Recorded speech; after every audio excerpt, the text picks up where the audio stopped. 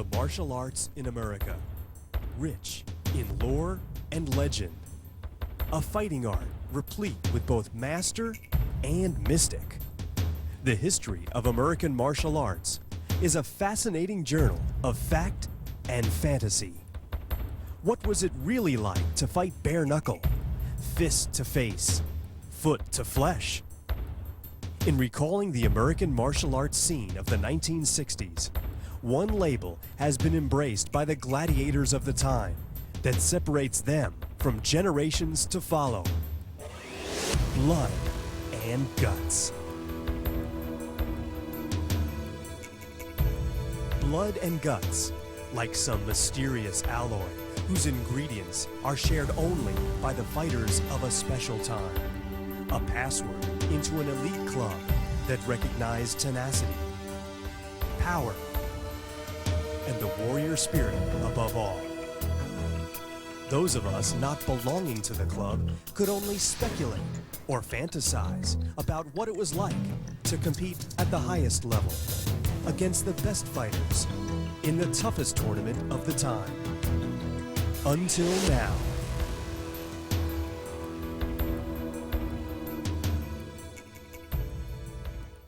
Hi everybody, I'm John Graydon. In 1968, Jim Harrison created an event that in many ways defined the Blood and Guts era. A hard contact, bare knuckle, invitational point karate event with 6 of the country's top fighters. Jim originally shot the event as a television pilot, but the tape was lost and hasn't been viewed in 30 years, until now. Joining me to share his unique perspective on this event is one of the event's participants, Mr. Joe Louis, the man named the greatest fighter in the history of karate. Joe, welcome back to the 1968 World Championships. It's an interesting retrospective, but let's set the stage. It's 1968. Vietnam War is going. It's the age of Aquarius. It's an interesting, turmoil-ridden time in our country. Are we seeing this in the martial arts? What was the state of the sport at the time? Let me give you a couple of chronological things. First of all, the sport is still relatively new. 1967, April issue of Black Belt magazine, we had created the first rating system. I listed the top 10 fighters in America, of which we're getting ready to see a number of them compete. Alan Steen, who was one of them, was one of the judges and referees. Pat Burleson, David Moon, myself, Fred Wynn, and Skipper Mullins. And I had just come off of a lucky win. I just recently won the United States Karate Championships in Dallas, Texas. Matter of fact, 2 days before this particular event.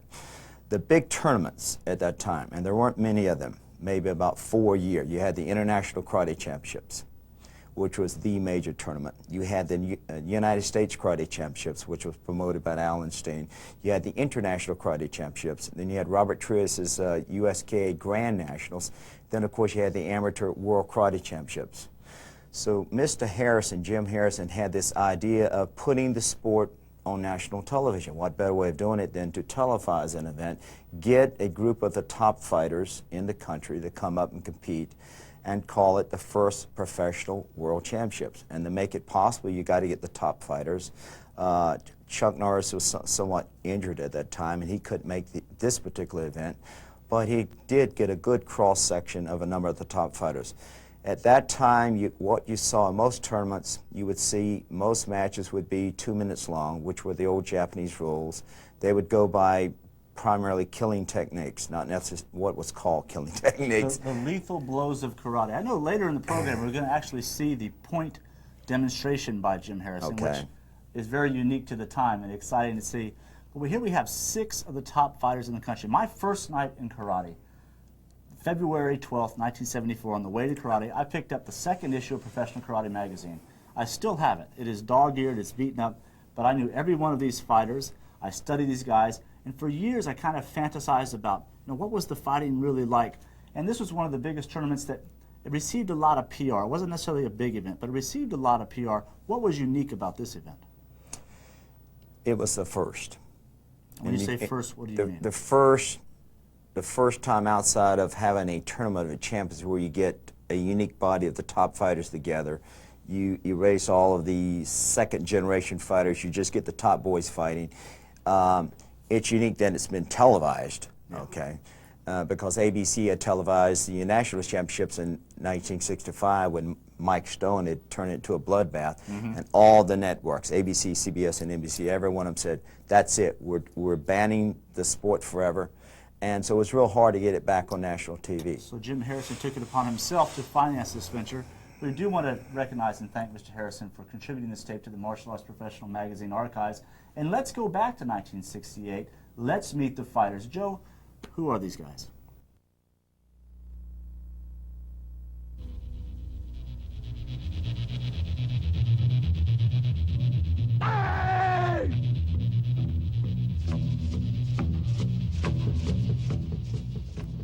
Professional karate, the country's fastest growing and most exciting sport, featuring the top black belt karate personalities in the United States. I'm Fred Everett, and this is Jim Harrison, who will provide the blow-by-blow description of this week's exciting matches. Behind us, you see the 6 participants warming up. First fight here is Fred Wynn, a Korean stylist. Real mean in the ring. He'd love to go for full contact even though it was a point tournament.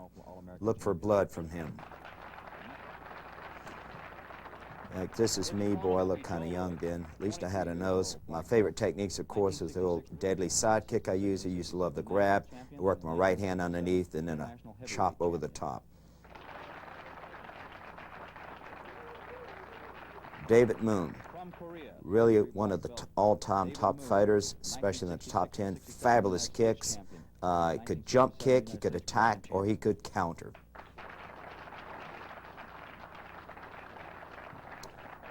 Bob Wall, an Okinawa Tay stylist, trained under me. Good sidekick, very aggressive, always likes to get off first. 1967 World Championships.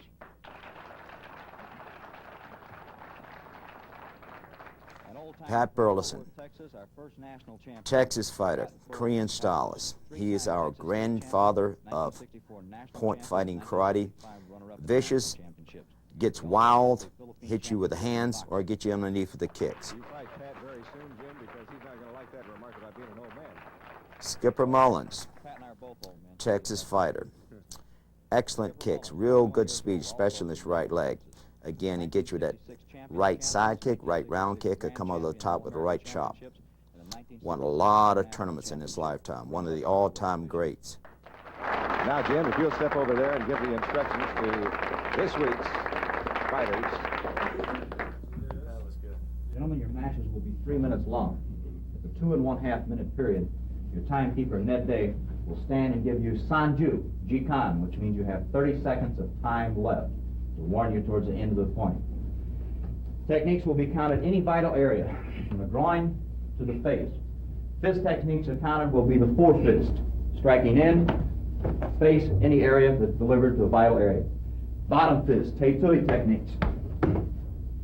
Backhand, Uraken, back knuckles, open hand techniques. Shotai to the face, Shuto to any other part of the body. Techniques with the feet will count. Ball of the foot, striking to the body area or to the face area.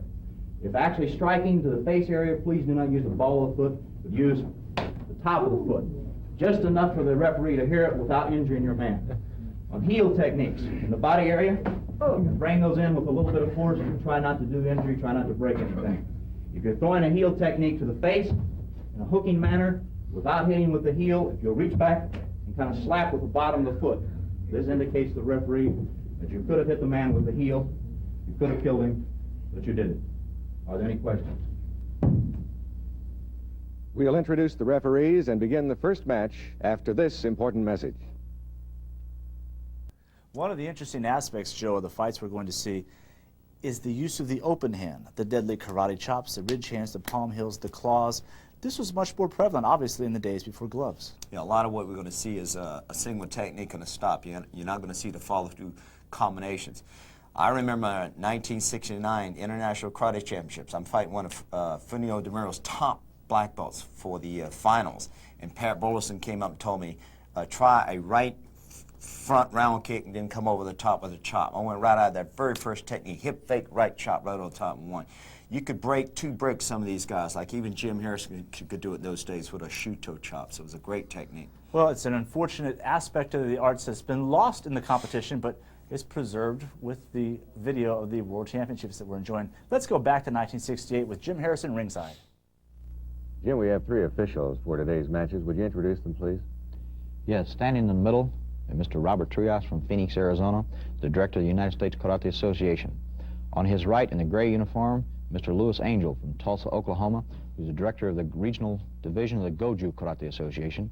In the white uniform on Mr. Trias' left is Alan Steen, the director of the Taekwondo Federation for the regional division. Also, the 1966 and 67 All-American champion and international champion.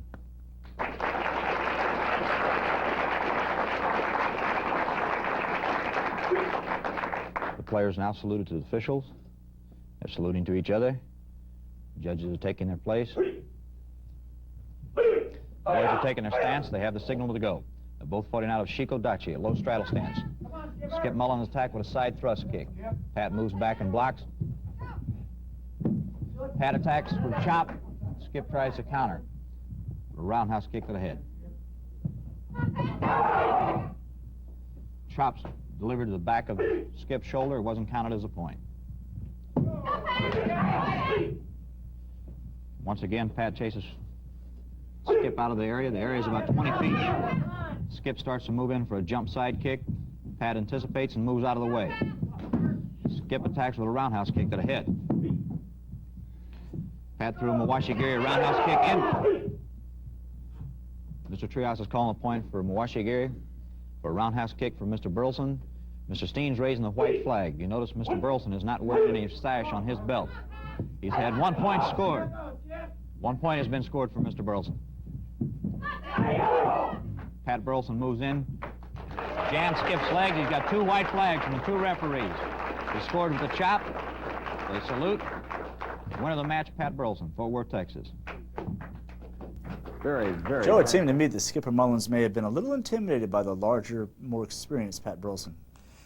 Skipper's usually a little more aggressive. He's got that real good lead right leg. He used to work quite a bit throwing kicks with that thing in his school down in Texas. He looked a little passive. Obviously, very quickly in the match, the momentum shifted in Burleson's favor. He was definitely psyched out. You could see in his attitude, his whole demeanor. And Burleson had his number. Seems that every time that Burleson was driving forward, Mullins would have 1 kick or 1 technique and basically collapse. Yeah, and of course, at that time, later he developed his hands, but at that time you could see he wasn't punching. When Burleson got in close to utilize the inside game, that the punching distance Mullins was kind of lost. And we did see the round kick chop you described earlier. So it's validated. A couple of times. So a couple of times. Let's go back to ringside with Jim Harrison. Who's fighting our second match? Our second match will be Bob Wall from Los Angeles and David Moon from Korea. David's now in Texas. He's been living in Lubbock, Texas for 5 years, but he studied and attained his 3rd degree black belt in Korea before coming to the United States. I see.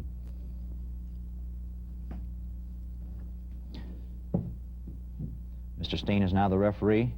He's bowed the 2 players in, going towards each other. They're taking a stance. If you notice, David fights very light. Bob Wall attacks with a side thrust kick twice. David has moved back and fight. Point's been called by the referees. David threw a Mawashi-Giri left roundhouse kick. White flags are up for David since Bob's wearing a white flag. Mr. Steen's awarding the point to David. Roundhouse kick to the kidneys. David's been forced out of the area once. If he's forced out of the area unnecessarily 3 times, a point will be called against him. Both men are fighting out of side straddle strands. Another attack. Point called for Teitui, bottom fist to the temple of Bob Wall. All 3 referees verify it. The point's awarded. The gentlemen bow out. David Moon, the winner of round 2. Joe, I think in all fairness to Bob Wall, we have to recognize that he had just made black belt fighting David Moon. A lot of our viewers are going to recognize Bob Wall playing the famed O'Hara role in Bruce Lee's classic Enter the Dragon, but this was very early in his fighting career. Yes, he did end up in his day, on a better day, of course, breaking a lot of ribs with that side kick. You might notice that side straddle stance he's using, which he got from me, and of course, Bruce Lee, in my opinion, copied it from me and used it in a lot of his movies. Bob's problem here, of course, is He's got a tremendous amount of determination, strong heart, but the technique's a little weak, mainly because although he is trying to get off first and he's beat David to the draw, since he's out of range, when you squeeze the trigger on that side kick, he's off balance. And end of it, David Moon takes advantage of him being off balance, ends up scoring two good, easily scored counter techniques. Up against a very experienced David Moon. Let's go back ringside with Jim Harrison for a fight that I think you may find a little familiar. And it looks as if the matches are ready to get underway. Looks like Mr. Angel's now bowing them in. Lewis and Wren are bowing to each other. Lewis is more or less a passive fighter. He usually waits for his man to come to him. Fred Wren attacks with a Shirogiri spin back kick. Joe Lewis counterattacks with his famous side kick. Points been awarded. Fred's fighting out of a left stance. He's advanced against Joe again. The boys have come into a clinch. Several techniques were thrown at that time. I don't think the referee has awarded a point. No points scored at all. Fred's fighting a very low Shikodachi. Joe seems to be moving in, ready to press him. Fred's bobbing, he's attacking. Throws a spinning hook kick to Joe's head. Joe moves back out of the way again. Fred dropped his knee at that one time. In a karate match, if a man falls, it's quite ethical to go in and attack him. It's one of the best places to score a point. Mr. Angel asking for verification of any point for the referees. The kick was considered a little bit too low. Joe's moving in and pressing. Fred's moving back out of the way slightly. To be a point, it would have to be of a disabling nature in the referee's opinion, even though the blow was full. That's right. The point will have to be delivered to a vital area of the body. It has to show enough force, speed, target area, and everything to have been a crippling or a killing blow, and yet not been thrown with full contact. It must be pulled short, short enough not to do injury. Mr. Lewis advances as Fred Wren advances. He throws a right sake in, reverse punch. Kidney area. He's been awarded the points by both. The referee awards Mr. Lewis a match. These are two of the strongest players in the States today. Last two times I fought Fred for overall championship, and Fred was giving me one of the roughest matches I've ever had. Well, we just saw sort of a replay between Mr. Wren and Mr. Lewis of something that's been happening, and the competition is really strong. Yet, as you could see there at the end of the match, both participants, Lewis ruffling Wren's hair and feeling pretty good about the whole thing. When you're fighting out there, you don't have a friend in the world, especially that man that's across the deck from you. I kind of noticed that. After it's over with, well, everybody's buddy-buddy again. Joe, when I watch this fight, two things come to mind very quickly. One is the speed of your side kick, and two is the power. And when I say power, it's not aggressive forward power. It's your defensive side kick is so quick, but it's very powerful, and you stick it and stay. You don't fall away at all. There's two things I'm doing here. One point I want to make is I became very deadly with my back knuckle later during this year because of my work with Bruce Lee. However, this is pre-Bruce Lee time, and you're not seeing it a lot. Two things I'm doing well here are, number one is the range. I'm playing the range game very well, making them take a slight step before they can pop me with a kick or a punch. And I have a choice at that point. If they hesitate, I can beat them to the draw, nail them with a side kick, using real good timing. Or if they squeeze the trigger first, it gives me enough time, because of that range, to catch them with a low defensive side kick. I'll catch them coming or going either way. Let's review some of the action.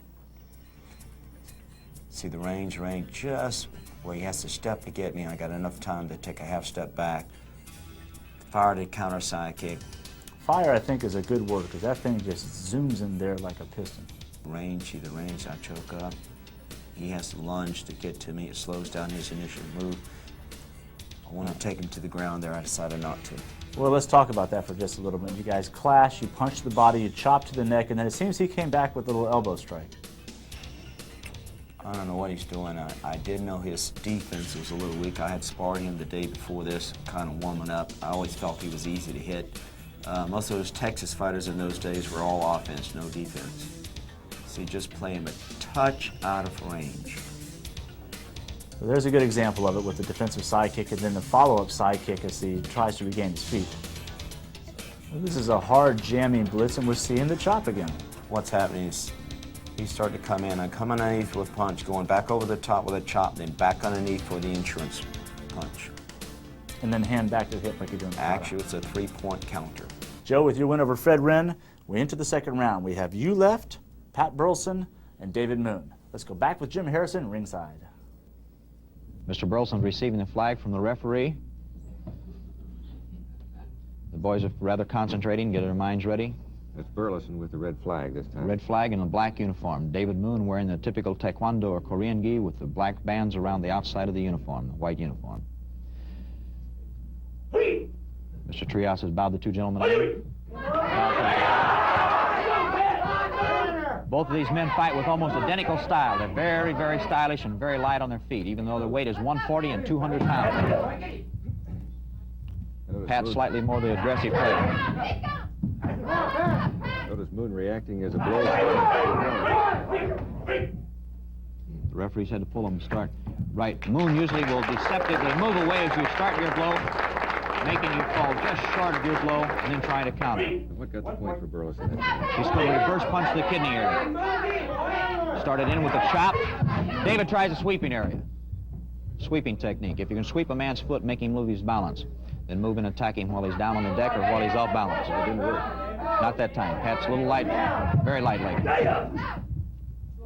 On that last, David fights in a rather bouncing manner. It's nothing to look up and see David about 3 feet over your head coming down with a foot in your face. Pat lost his balance. David goes up and over and he tries to come in. Pat catches his leg and spins him. Referees are moving both of the boys back. They bow in again. No points scored that time. Mr. Burleson has a point for a punch. Actually, he scored with a chop and a punch. David countered with a sake-in, forward punching technique with solar plexus. He's been awarded points by the two judges. The referees are getting verification from the two judges for the punch. A tight match. Now have 1 point apiece. Now it gets very, very tense. Pressure definitely on. From a time ago, nothing else. David got a jump side kick up into the kidney area, the rib area. It looked very high. Pat's down. It looks like the way Pat's holding. Pat can take a tremendous amount of pain. He might possibly have a broken rib. Mr. Lippman? He's breathing with a little difficulty at the moment. We do have a doctor on hand. The doctor currently moving into the area, and I'm sure that everything is going to be all right. Pat, as you say, has demonstrated a tremendous ability in the past to be able to take an awful lot of punishment. And that was quite a kick, though. It really was. David caught him with a full heel.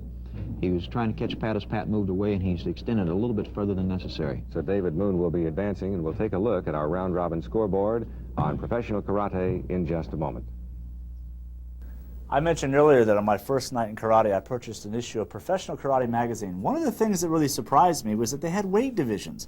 See, I was 14 years old, and to me, the whole purpose of karate was that the little guy could beat the big guy. So it didn't make sense to me that they actually had weight divisions, but here we're actually seeing 140-pound David Moon breaking the ribs of a 200-pound Pat Burleson with a beautiful jump side kick. I like his strategy there. David's playing that cat and mouse game. What you're trying to do is get the big man off balance, get him fluttered, get him flustered where he can't focus. He's got Burleson lunging at him. He's kind of working what we call an entrapment game. He's luring Pat sort of into the trap. So here we see, as you described, the entrapment. Moon's playing a good distancing game, and here's a little prelude as to what happened with the beautiful jump side kick. Blocked at that time, he's going to get him.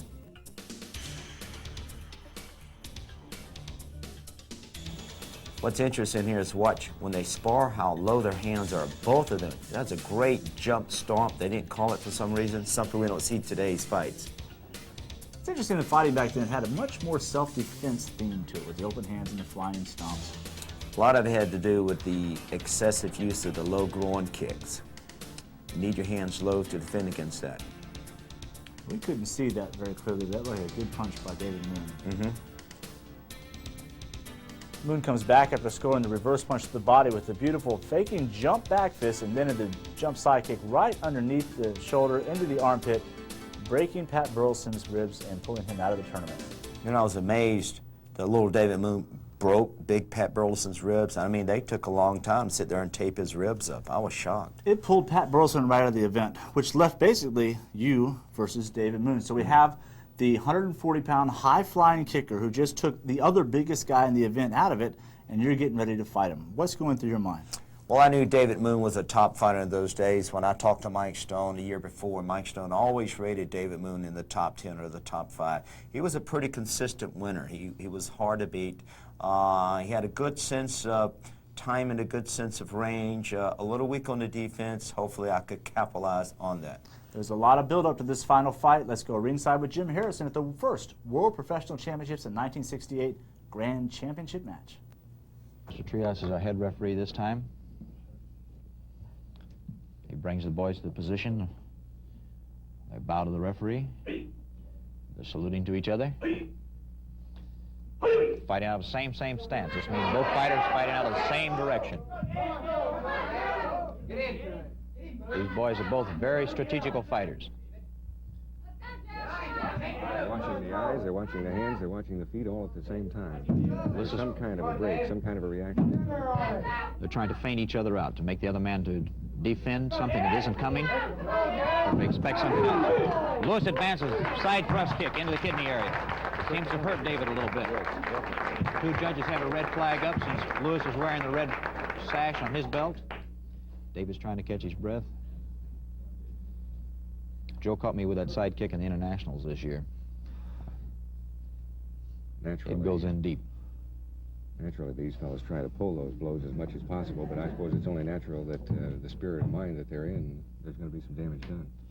Well, they're trying to deliver the point before the man can defend or get away from it, and it's really hard to control that close. So back.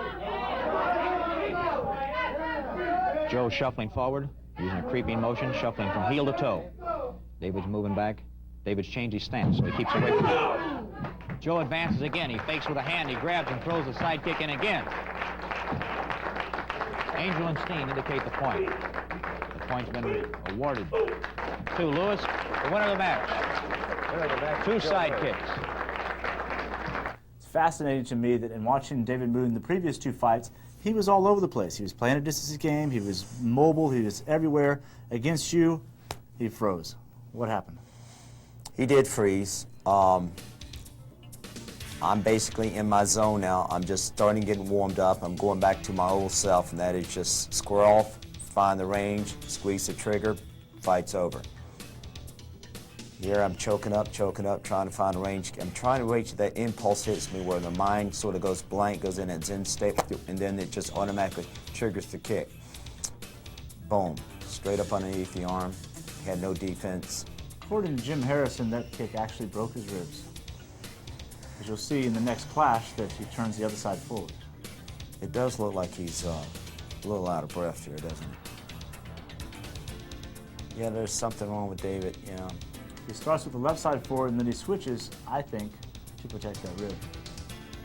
Again, just setting up, finding the range, waiting for the impulse to hit me, boom. It's one of my old favorite moves to grab the guy's lead hand, especially when they wore those gi tops where the sleeve came all the way down to the wrist. That's not practical at all. It's too easy to grab. You notice the gi I have on is that kendo top. One of the reasons we wear that is to show off the size of the forearms, intimidate the opponent, make it difficult for someone to grab your sleeves. That's real karate. Major part of the legend of Joe Louis, of course, is that wicked side kick. You know, on the very first tournament I ever fought in California, the International Championships, one of the toughest men I ever fought. All I did was side kick, side kick, side kick. At the end of the match, the judges came up to me and said, Mr. Lewis, why is that all you throw is a side kick? I said, why not? They can't block it.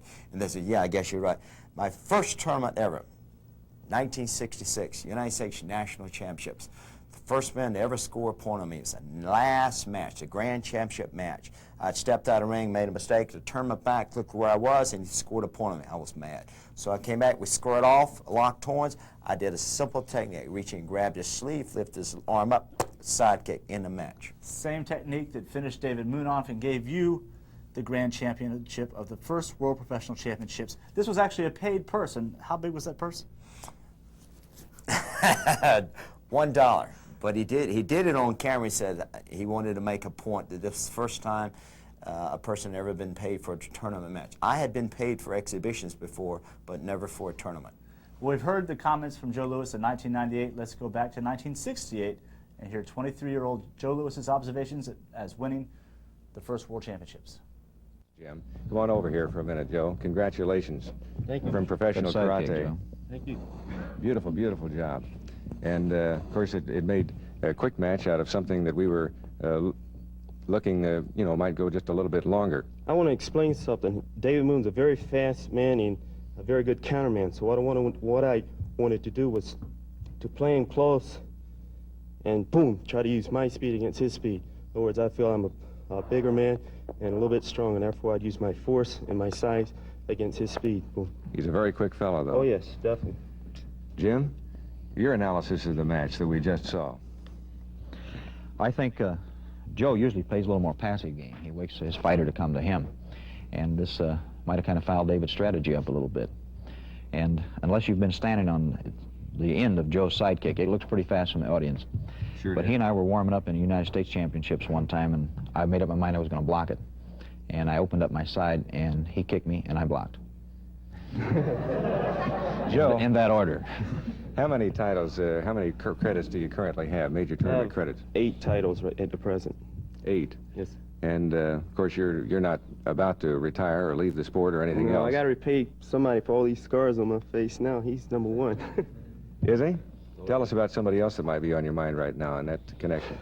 Well, we have some top boys out in Los Angeles. Mr. Chuck Norris, who's our present international karate champion, and very fast boy, very strong, and he's been around a long time. He's got real fast hands and real fast kicking techniques. Well, we're looking forward to having Norris on Professional Karate, too. And in the meantime, congratulations. Thank you, my pleasure. Beautiful job. Congratulations, Joe Louis. And now, for Jim Harrison, this is Fred Everett for Professional Karate. Joe, you've been around the American tournament karate scene almost from the beginning. Help us put this in perspective. We saw the quality of fighter, the tenacity, the strength, the blood and guts era from 1968. Let's fast forward to now. Help us put it in perspective. Fundamentally, you have more fighters today. Therefore, you've got a much wider crop of top fighters. Back then, there were maybe 3, 4 guys in the entire nation that could give you a problem in a match. Today, there's probably 25 or 30 of them. So there's more top fighters, and then every now and then, one of those little hot shots in the second notch of fighters, second echelon, could come on and give you a good fight. Back in those days, there was 90% of them were always out of shape and terrible, and you had maybe 10% of them. Today, that second crop is bigger. I felt personally, in my own opinion, we put more focus on boldness back then, whereas today it's a little more focus on what we call flash and style. Back then it's a little more substance. You popped each other, knocked each other's teeth out, and you knocked each other out, as you saw on this tape here. You broke each other's ribs, shake the guy's hand, no big deal. Now they want to throw you out of tournaments, what have you. We even see fights among the parents in the tournaments. You know, so it's a very interesting contrast. On one hand, maybe their technical quality today is a little bit higher. Oh, much higher. But the spirit is so different, the very essence of the event. We were watching the World Championships and getting the sense that these were karate fighters using techniques that they firmly believed in. They actually referred to them as lethal blows, even with the open hand techniques. Yet today it is, as you imply, kind of a flashy pat-a-pat-pat Yeah, type you noticed on the tape, things were toned down. You scored a point. You didn't walk around shaking your hand and yelling at the audience and calling attention to the judges. Hey, look, I just scored a point. There wasn't that show. There wasn't that flash involved. Again, it's substance. Yes, today you see more combinations being thrown. You'll see more movement, more lateral motion going around. You'll see the hands higher because you see more higher kicking combinations, what have you. You won't find people in any better shape than you did in the old days, and you won't find any people today who are actually faster than they were in the old days. So the speed has remained the same. The size of the fighters you're seeing now today, you're seeing more of the bigger boys. The boys over 200 pounds are looking good. Back in those days, if you're over 200 pounds, you couldn't fight. If you're over 6'2" or 3", the tall guys didn't seem to hang in the tournaments. Today, it's a different ballgame. The fighters are becoming bigger. There's more of them. And the big thing is we have better teachers, more teachers, people who can speak the English, conceptualize what the heck's going on. Therefore, you have more better fighters. Let's talk about the flip side. Is there more public interest in this sport than there was in 1968? Clearly, you said in 1965 there was the Wide World Sports debacle. Setting that aside, the people that attended these events, was it a bigger event? Did it have more prestige to it? I mean, we said earlier, I could not tell you who the top point fighter in the United States is or has been since the 80s. And I don't even know who the current world champions are today, and this is my own sport, so it's one of the things. One of the things I like back in the old days, they always had a tournament queen. For example, the 2 days before this event, I had won the United States Karate Championships in Dallas, Texas, and the tournament queen turned out to be a girl who later starred on Simon & Simon, Jeannie Wilson. She was Miss Texas then. Today, you don't have that anymore. Well, you had the tournament queen. You often had a senator, a local politician, a movie star. Yes, Elvis yes. Presley showing up. Bruce Lee was there. I remember first national championships where I was the defending champion. Robert Culp from the I Spy series came as a guest. Bruce Lee came as a guest. Matter of fact, that's where I met Bruce Lee for the first time, who later became my teacher. It was real hard getting national coverage on television at that time, although sometimes you would go to a tournament, there would be 4,000 or 5,000 people in the audience. That's hard to get today. In 1971, I talked to John Martin, who was the president of ABC Wide World Sports at that time. He said, "Joe, I will go anywhere in the world and televise in your fights as long as it's not a karate tournament, as long as it was full contact." So that's what they wanted to see. I want to see the crash. Yes. Yeah. Well, it's fascinating perspective. If you followed the sport through the years, this gives you a great contrast to what was a glorious time, the blood and guts era, the foundation, the pioneers. The spirit was strong, the technique was strong, the tenacity was there. That defined blood and guts. Joe Louis, thanks so much for sharing your insights on this. It made a huge difference in how we view this. And again, thanks to Jim Harrison for donating this to the Martial Arts Professional Magazine archives. I'm John Graydon. I've enjoyed it. Thanks so much for viewing.